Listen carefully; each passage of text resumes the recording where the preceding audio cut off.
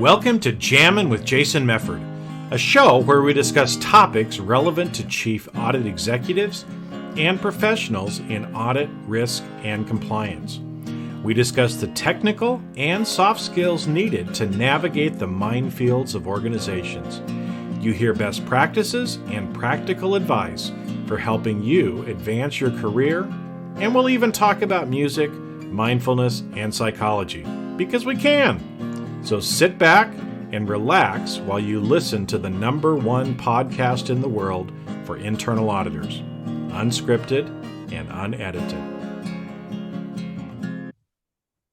Welcome to another episode of Jammin' with Jason. Hey, today I have a very special treat for you. I'm joined by Mike Jacka, and Mike is his technical title is Chief Creative Pilot of Flying Pig Audit Consulting and Training Solutions. But as we were talking beforehand, he'd prefer probably to be introduced as His Royal Highness. So, Your Royal Highness, welcome to today's episode. Oh, good. I have a lot of friends who will never let me live that line down. Well, we have to pull that in there now. So for those of you, this is going to be a little bit of a different episode because you're going to hear lots of laughing. Right, because Mike is an amazing guy. In fact, has a book called Auditing Humor and Other Oxymorons that we'll probably talk a little bit about too. But somebody that I've known for a little while, have known about for a lot longer as well. And so, Mike, I'm glad to have you on here. So maybe just give people those people that aren't familiar with you, just kind of give them maybe like the 2-minute spiel of kind of what your career entailed and kind of where you're at right now in your life and career. Yeah, sure thing. I was born a small child. That's a Steve Martin reference for anybody who doesn't remember. Yeah. No, I actually I started working with Farmers Insurance. I had an accounting degree. I was an accountant for 6 months. I did the same thing 6 times in a row. I was bored to tears. I saw the auditors having way too much fun over there, joined auditing, and never left. I was lucky enough to get with a group that had a great touch of insanity, auditing has always been a lot of fun. So 30 years with internal audit, and then they had this thing called the Defined Pension Benefit Plan. And for anyone who doesn't know what that is, you don't want to. Well, there's not very many people that actually know what a pension plan is anymore. I used to do a lot of auditing of pension plans, but yeah, almost everybody's gotten rid of them now. Yeah, so they have to pay me for the rest of my life. So I just started doing this. I was already involved a lot with the IIA and with internal audit groups, and so I do writing and speaking and training. And as my wife says, I BS for a living now. Welcome to the world of speaking, my friend. Yeah. Well, I have many people who worked for me who said I did that for a living before. Before anyway, too. Well, and it's, one of the things that I really appreciate about you is your humor and actually trying to bring humor into this profession, right? Because I think a lot of times we take ourselves so seriously and we're so, prim and proper and everything else that a lot of times, people end up viewing us as kind of these robots. And these people, I know before we got on, if you want to read that thing from International Harvester again, yeah, if I can read it. This is how they described auditors back in the 60s. Yeah, this was 1963, supposedly from International Harvester magazine. I've never checked to see if this is really true because I so want it to be true. Uh-huh. And if I can read this correctly, but the internal auditor, I have to take a deep breath for this one. The typical auditor is a man or woman just past middle age, spare, wrinkled, intelligent, cold, passive, non-committal, with the eyes of a codfish, polite in contact, but at the same time cold, calm, and composed as a concrete post or plaster of Paris cast. A human petrification with a heart of feldspar and without charm or the friendly germ, minus bowels, passion, or a sense of humor. Happily, they never reproduce, and all of them finally go to hell. So, no, it's funny, okay.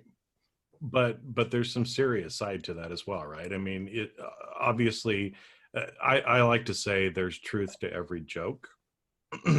Most definitely. And that's one of the things that's fascinating, why I've been glad the last few years to get out and about, is fascinating to see how true this still is in some operations. Here's a horror story for you. I was working with a group one time. We were doing report writing, and we were talking about writing the objective of the audit.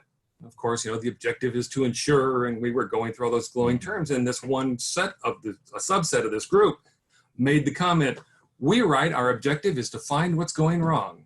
And I went, ha, ha, ha, that's very good. I appreciate it. And they said, no, they literally wrote that their objective was to find something going wrong. And it just amazes me.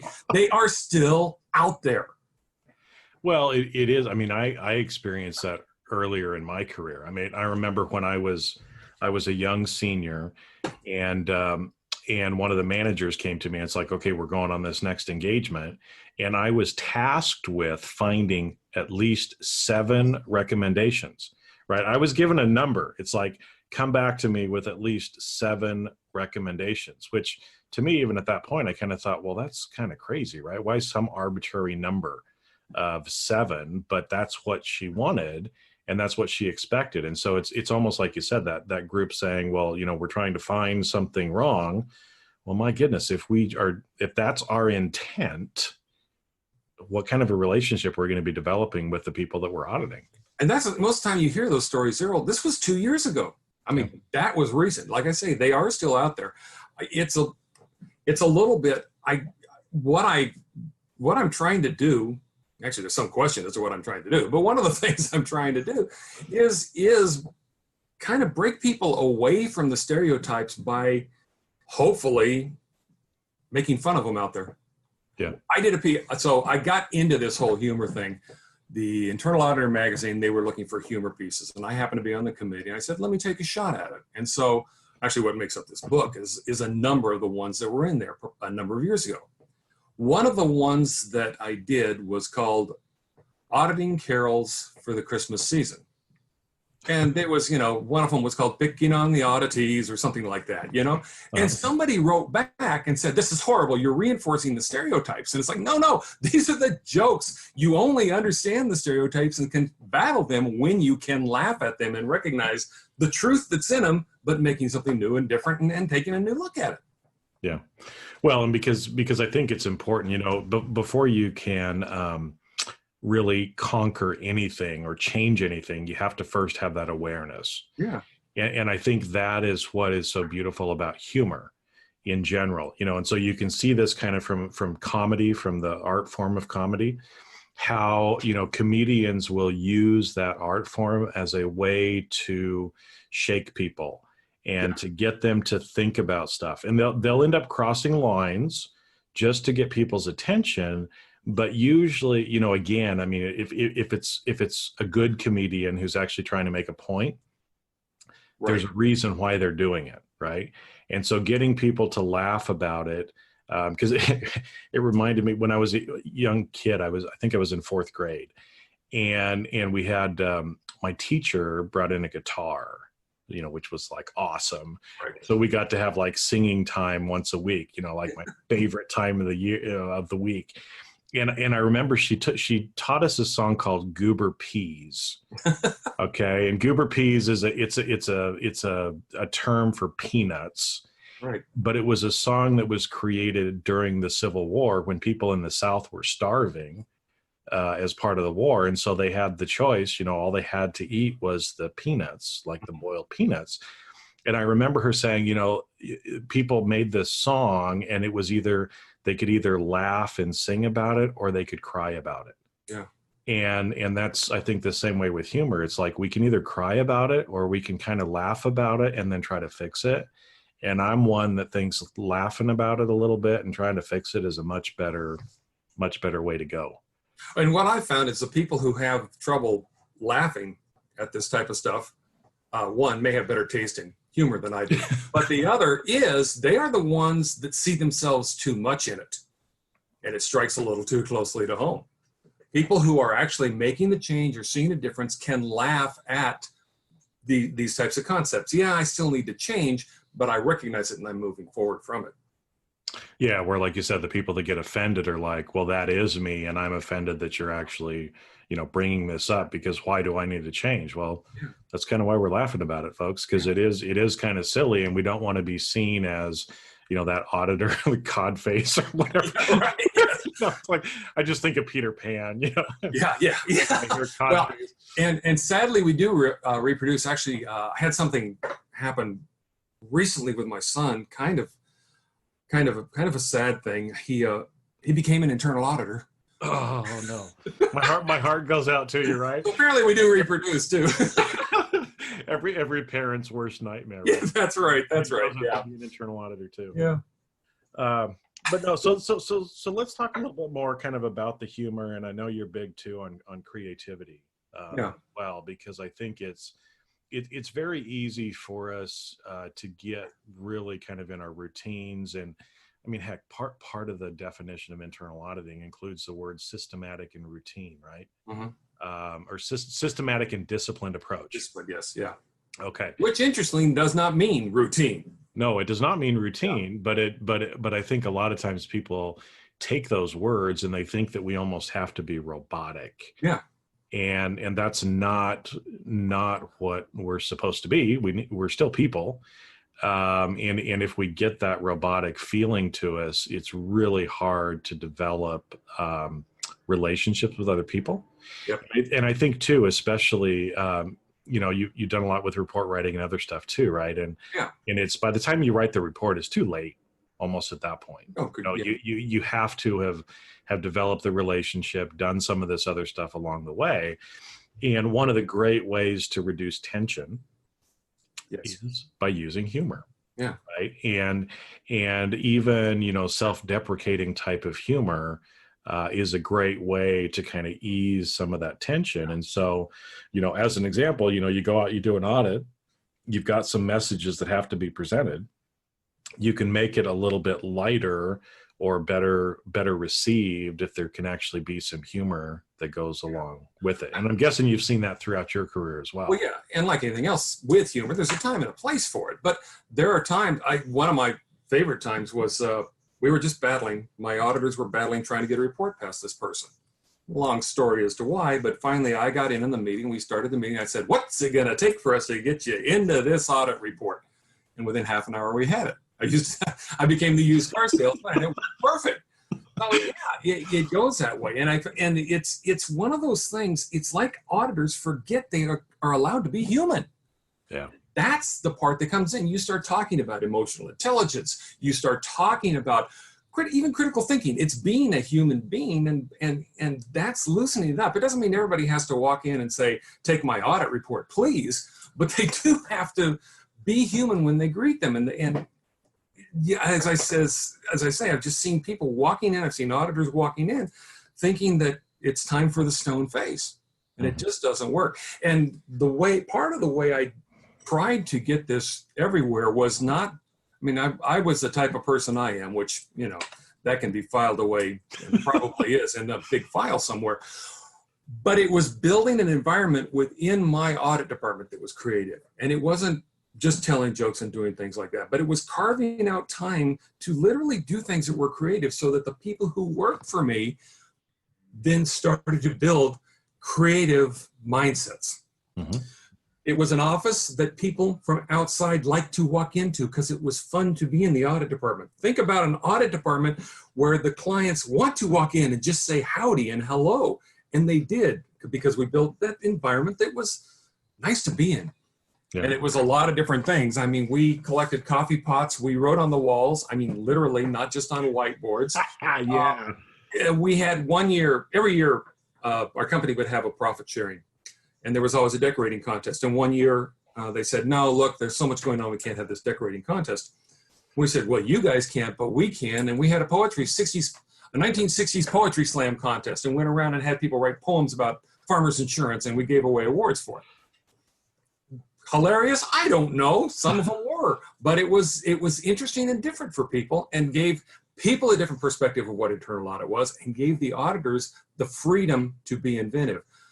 From the Phoenix office, which was probably about 1/10 of the entire population that there was in audit throughout all of farmers insurance at that time, within 5 to 7 years, 1/3 of leadership came from that office. And I like to think that's part of why, director and AVP level and that type of thing. But more importantly, some of the more innovative ideas and the new things we did that became cutting edge internal audit work came out of our office because we had that mindset and we let people do things. Well, you nurtured and allowed people to be creative, which is, and I think this is an important point that, kind of if we do like a little timeout for people, back that are listening here, because I see this all the time where a lot of times auditors feel like they have to be so serious. They have to put on this air of I'm an expert. And because I'm an expert, you need to listen to me and you need to follow my recommendations. And that is inevitably like hitting your head against the wall. Yeah. Because we are all human. We're emotional. We make mistakes. And really, the more emotional intelligence you have, the more authentic you are, the more you let your personality actually show.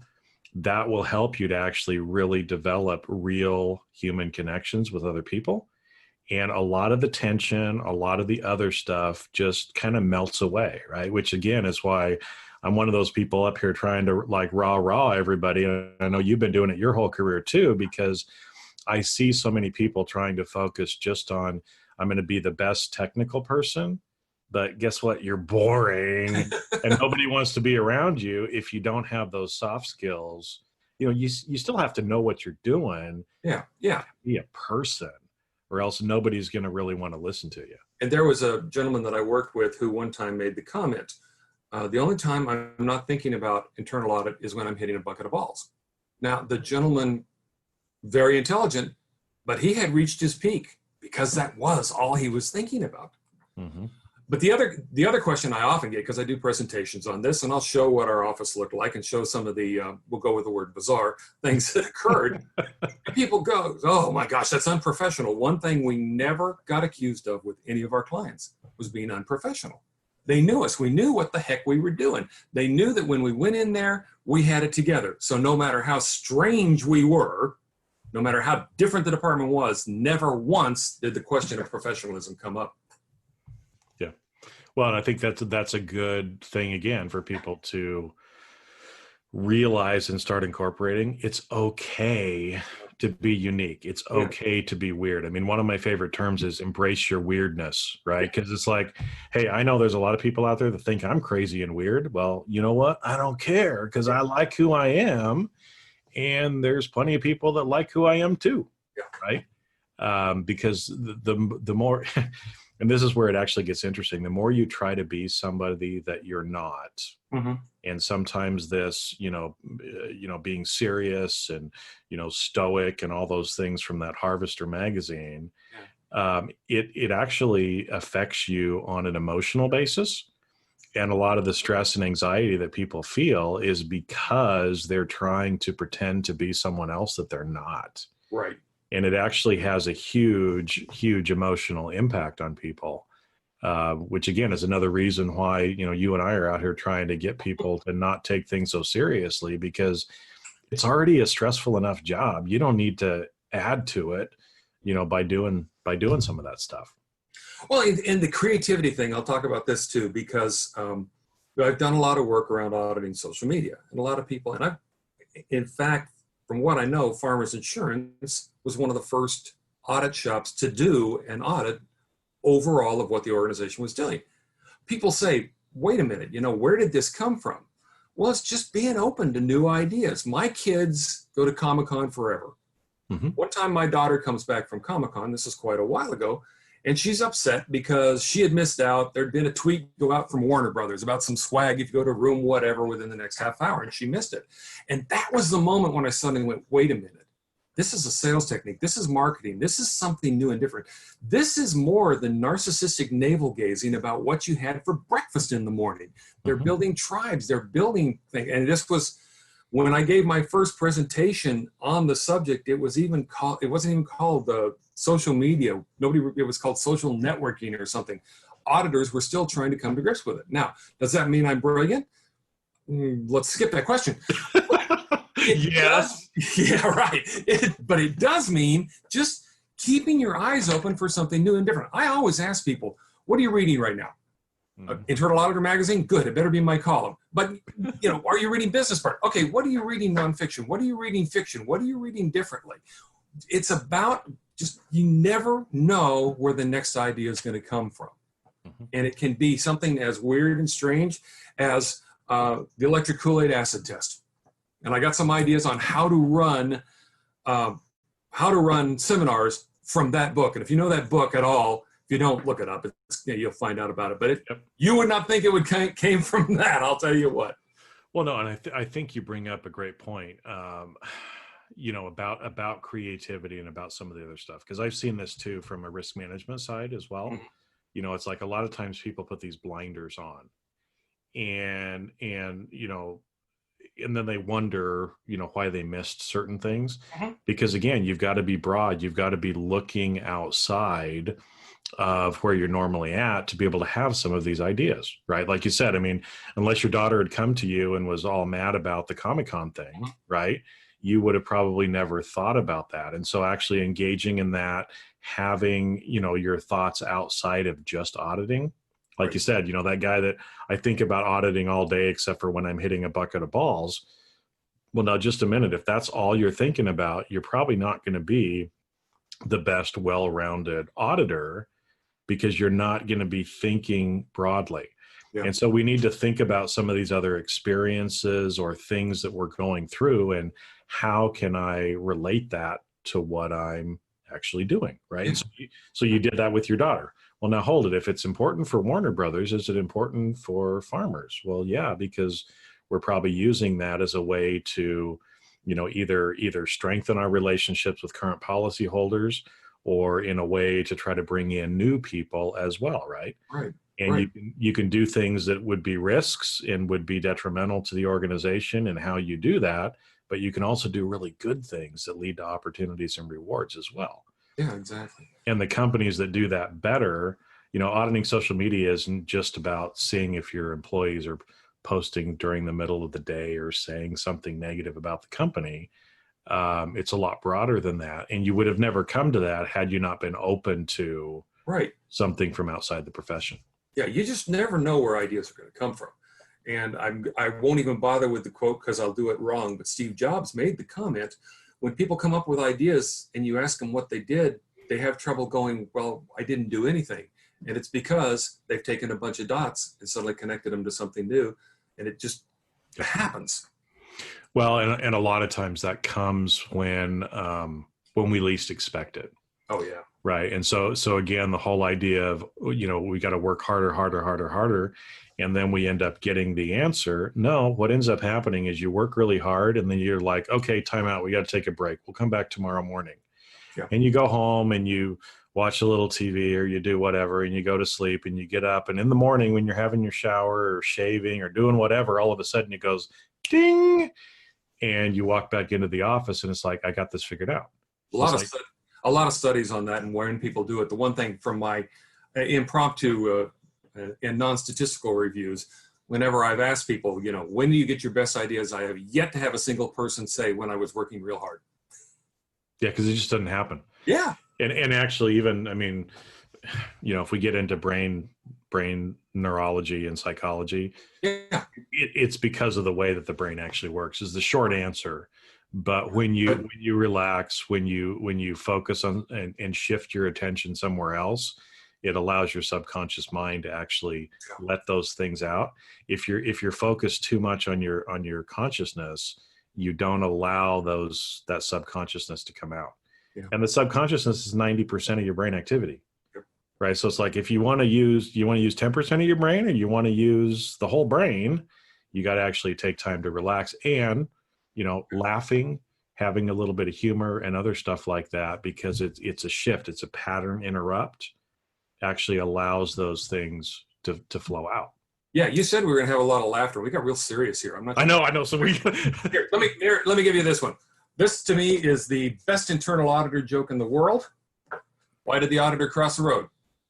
Because he looked in the work papers, and that's what they did last year. Thank you. Yeah, you tell non-auditors that joke, and you get crickets. But auditors, they love that. Auditors, they get that, right? I shared that with all. How do you tell an introverted auditor from an extroverted one? the extroverts looking at your shoes, the introverts looking at their shoes. Yeah. Oh, yeah. Where were we? I don't know. We're just laughing, right? So, Non sequiturs are us. well, and it's I think what's kind of funny too is that we can find humor in almost anything, right? If we're not trying to take ourselves so serious, if we're trying to learn the lesson maybe that comes along with it, and a lot of times it's those things that you'd almost really kind of never predict would end up happening or being the thing, right? Yeah. I mean, what are some great examples maybe from your career of things that you've just how humor was able to work in some of the different things that you did over your career?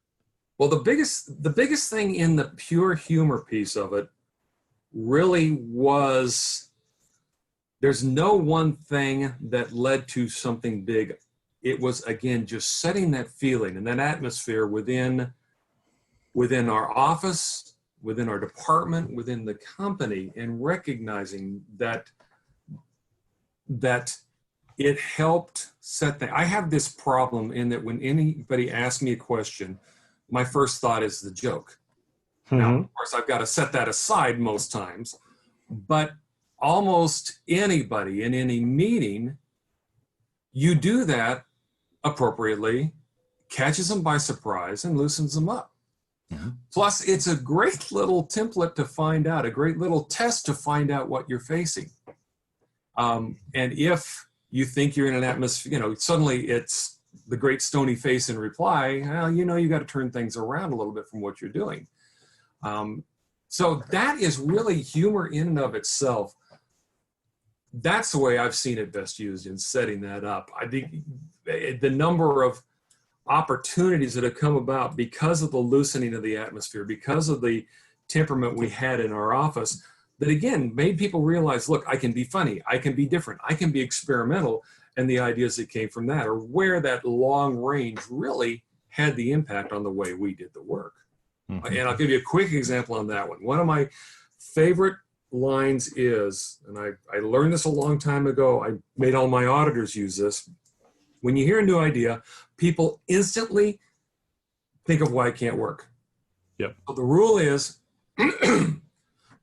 is before you can say why it won't work, you have to give 3 reasons why it will. So I had an auditor come into me one time, and we audited 10% of the agents every year. I mean, that's 1,000 agency audits we were doing every year. And he said, hey, I've got this new idea of how we can use it and involve technology and all that. And I literally had it at my lips ready to go. This will not work because, and I got myself. And I said, nope, wait. Internally, I said that to myself because I'm as unintelligent internally as I am externally. And I said, okay, you keep preaching this. And so we had a discussion about why it would work. And a funny thing happened. We never once talked about why it wouldn't work. It was a great idea. And by accepting my own concepts and making other people do that, we changed a fundamental change to the way we did our agency audit work that saved a bunch of time, made things more efficient and everything. Just opening up and being something different. Well, I think that's a great example. And that's something that's tangible that people can actually use right now. Yes. And it's funny because, again, as you said, our knee-jerk reaction is why this won't work. And again, back to the brain, that's because the amygdala 3-to-1 ratio of we're worried about loss. And so we're always trying to protect ourselves. And so using something like this, look, you got to tell me 3 things for why this will work before we go to the negative side of it, is a great thing. That's another example for the creativity, to go behind it, because a lot of times we just, there was the joke, about why did he cross the road? Because it was what was in last year's work papers. Too often we just end up kind of going back to what we've always done instead of stopping and thinking about, well, why are we doing that? What are some ways that we could do things different? And sometimes it's, again, in our profession, it can be very stodgy. I remember back in the 90s when I had the radical idea of putting some work papers in 3-ring binders instead of on the old yellow fold-out paper. Okay. And I'll tell you, I fought this for probably a year with some of the people because they're like, oh no, we can't do that. And it's like, well, let's just look at the practicality. Our files will be 1/3 less in size just because we don't have one piece of paper stapled into a fold around, kind of a thing. But again, sometimes we have that tendency to want to say, no, we can't do it. And that's when, like you said, we need to take the time out and think about, well, why could this actually work? And why could it be a good idea? Because I think more times than not, you're going to figure out it probably is a good idea and we probably should do it. And I don't want to think about the number of people listening right now who not only don't know what a 3-ring binder are, but they don't know what ACO base is, and don't know what a slide rule is, or an abacus, or a quill. Oh wait, get off my audit department. PAs was another one. Yeah. Well, another thing about the humor piece too, because I talked about internally, but it really did help in relationships with the clients, either in individual audits, in presentations, even in doing presentations for internal auditors now, which is one of the big things I do. I've had a lot of people come to me and say, well, first, the best response I ever got when one of the written responses from a conference, and about 60 different ones, it was a Western Regional Conference, and lots of glowing things, and one person said, Jacka's not as funny as he thinks he is. That person was right. But what people will say to me is, because I'm interjecting with these things throughout the whole thing, they go, I had to pay more attention because I never knew quite what direction you were going to go. And so they're jokes, they're non sequiturs, they're allusions that people may not get, but it does make them pay more attention. So if you're in the audit environment, you don't saturate the whole thing with it. But if you start out with that, they're suddenly going, wait, this ain't going to be normal. I got to pay just a little bit more attention to what's going on here. Well, and it's funny that you bring that up, because obviously auditors give lots of verbal presentations, right? Whether that's an exit conference, board meeting, whatever else. And yeah, it's excuse me, it's not a comedy act. Okay, Right. so you don't want to think of it and prepare like you're doing a 30-minute comedy set, but throwing a few of those things in there, like you said, it makes people pay more attention. It lightens some of the tension that might be in the room. And again, if you're sitting at home listening to this, just think about it, right? Would you rather listen to somebody speak who is like, monotone professor, and now on slide 33, we're going to talk about bullet 3. I think I saw that at the last international conference. Yeah. Oh, I saw more than one of those. Anyway. But that's why, as an example, you and I do things different, right? Because again, it's, would you rather listen to somebody doing that or somebody that is interjecting some? Yeah. The line I often use is, my job is to keep you awake. If you learn something accidentally, good.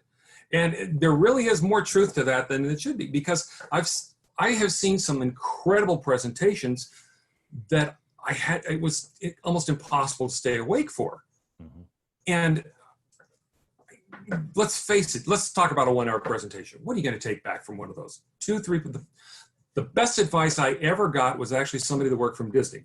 And they made the comment that when they're at these 2.5-day conferences, they don't take notes. All they use is the back of their nameplate, their badge. He goes, I write 2 or 3 things down and that's it. You see all these people, they're writing pages and pages and pages of notes. They're going to take it back. They're going to file it away. They're never going to do anything. If I go back and I look at that badge and I do those 3 things, that's 3 things more than most people do. Yep. So when I think about presentations, if people can actually pick up 1, 2, 3 things from it and actually do them, that's an incredibly successful presentation.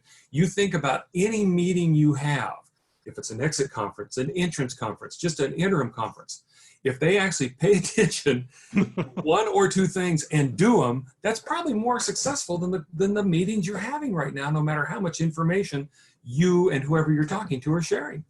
Yeah, very true, very true. But again, that's not typical. No, I know as far as what, but that's exactly what we're talking about, right? Is try to be a little bit different, use some creativity, use some humor, and actually show that we're real people. Well, and you made an interesting comment about don't make it a comedy act. And even one of the things, if you are paying attention to what's being said and looking for the slightly skewed approach to it, as I say, somebody asks me a question, I can almost never give a straight answer first. You are paying a lot closer attention to what's being said if you're thinking about all those turns and aspects of it. And that way you are starting to critically think a little more, look at it differently, step back from it, and not hear your own auditees and your own auditees' response to it. Yep.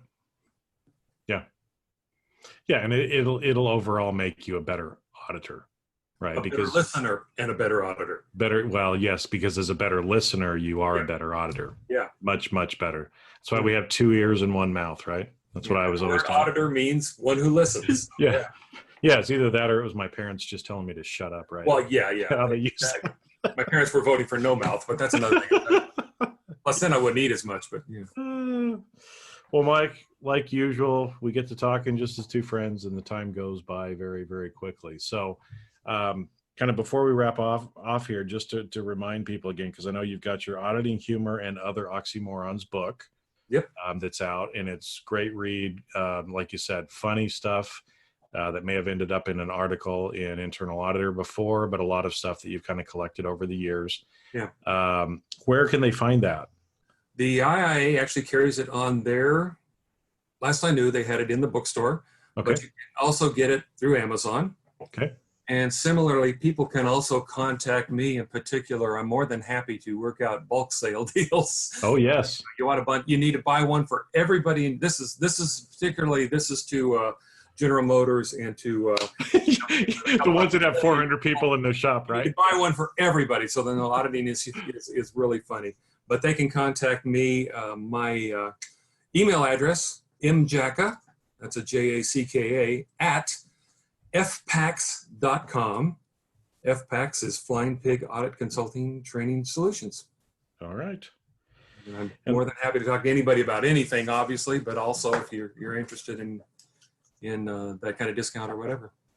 Yeah, and I'll make sure and put that in the show notes as well, because I mean, and like I said, you've been doing this for a long time. I really appreciate what you've been doing, because Thank you. I think we need more of us out there trying to get people to laugh, trying to get them to be creative, because that's really when we're going to start adding more value. Trying to be more technical, more serious isn't going to get us ahead. We actually have to do some of these other stuff. And like you said, it worked for you guys at Farmers. And, I remember you said you never got accused of being unprofessional. Yeah. So we can actually do this and still be seen as a professional. Yeah. Professional does not mean stiff. Yes. That's a dead person. We don't want to be dead people. Well, you can be a professional dead person, but there's no money in it. I'm going back. Yeah. Okay, anyway. So, Mike, really enjoyed talking with you today. And again, everybody go out, get Mike's book. You got to laugh a little bit, and it'll get you doing that and thinking a little bit more creative, because that's really what we got to be bringing to the profession to add value and to really help make change in our organization. So, Mike, we'll have to have you back, man, because we got to do lots more laughing as well. Well, it's been fun, and I appreciate the time. Thanks so much. Hey, you're welcome. And we'll see you on a future episode of Jamming with Jason. And that's a wrap. Thanks for listening to today's episode of Jamming with Jason. Keep on rocking in the audit world. Have a great rest of your day, and I'll catch you later on the next show. If you'd like to earn continuing professional education for listening to today's episode, head on over to C-Risk Academy at ondemand.criskacademy.com. And that's C as in the letter C, riskacademy.com. Not only do you get a CPE certificate, but you also will have access to the video version of today's show. The views and opinions expressed on this show are that of the individuals and not of their respective organizations.